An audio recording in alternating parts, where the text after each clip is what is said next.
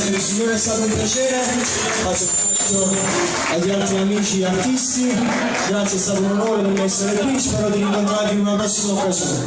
Grazie a tutti, buonasera. Applausi per Fabio Gargano, aspetta che fai la foto ricordo con gli sposi, non muoverti da qui, ecco il signor fotografo.